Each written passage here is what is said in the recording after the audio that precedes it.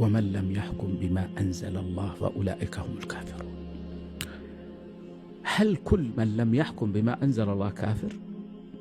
نحن نسألهم هذا السؤال. إن قالوا نعم، قلنا إذن الذي خالف الشرع في مسألة لم يحكم بما أنزل الله، إذن هو كافر. إذن خرجتم عن دائرة أهل السنة والجماعة أصلا.